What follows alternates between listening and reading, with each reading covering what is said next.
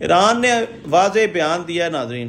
ایران نے کہا اگر آپ نے جنگ بندی نہ کی، ایران پر حملے نہ روکے، تو ہم آپ کی انٹرنیٹ کی فائبر آپٹک کیبلز جو ہیں، جو سمندر سے گزر رہی ہیں، جو پوری دنیا کو چلا رہی ہیں، جس کے بہاف پہ امریکہ اور اسرائیل کی اکانومی چل رہی ہے، ہم وہ کاٹ دیں گے.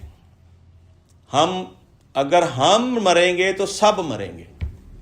ناظرین یہ بہت بڑا اعلان ہے، بہت بڑا اعلان ہے. یہ اتنا بڑا اعلان ہے کہ کوئی چھوٹا موٹا ملک اس کا وزن ہی نہیں اٹھا سکتا. اگر ایران کو مجبور کیا گیا اور اس نے فائبر آپٹک کاٹ دی تو آپ سمجھ لیں کہ آپ کی آدھی دنیا جو ہے وہ اندھیرے میں چلی جائے گی. تمام کاروبار بند ہو جائیں گے. انٹرنیٹ کے ریلیٹڈ جتنی چیزیں چل رہی ہیں سب ختم. اور میرا جو یہ کہنا ہے، میرا ماننا ہے کہ اس وقت 95% چیزیں انٹرنیٹ کے اوپر بیس کر رہی ہیں. آج انٹرنیٹ بند ہو جاتا ہے تو آپ سارے سمجھ لیں کہ تباہ و برباد ہو گئے. تو اب ایران نے امریکہ اور اسرائیل کی آپ کہہ لیں کہ ایسی دکھتی رگ پہ ہاتھ رکھا ہے کہ جیسے وہ دبائے گا اس کی جان نکلے گی، جیسے وہ دبائے گا اس کی جان نکلے گی.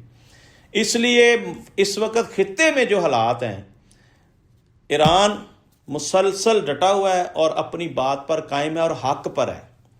اور ایران کی جیت ہوگی، امریکہ اسرائیل کی شکست ہوگی، کیونکہ نیٹو کو بار بار ٹرمپ دھمکیاں لگا رہا ہے کہ جی اگر آپ نے میرا ساتھ نہیں دیا تو میں نیٹو ہی ختم کر دوں گا. تو وہ کہتے ہیں نیٹو ختم ہوتا تو ہو جائے، ہم نے اس جنگ میں آپ کے ساتھ نہیں آنا، کیونکہ یہ جنگ آپ نے خود سے چھیڑی ہے، ختم بھی آپ نے خود سے کرنی ہے. اور کچھ بڑے بڑے دانشوروں نے یہ بھی مشورہ دیا کہ ٹرمپ صاحب ہاتھ کھڑے کرو تے معافی منگو تے پتلی گلی چوں نکل جاؤ.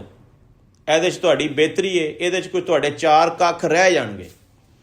تو اگر آپ لڑتے رہے، مسلسل لڑتے رہے، تو پھر آپ کے لیے اور ندامت ہونی ہے اور ضلالت ہونی ہے. کیونکہ اس وقت پورا مشرق وسطیٰ جنگ کی لپیٹ میں ہے، ہر طرف آگ اور شعلے ہیں، لوگ وہاں سے بھاگنے پر مجبور ہیں.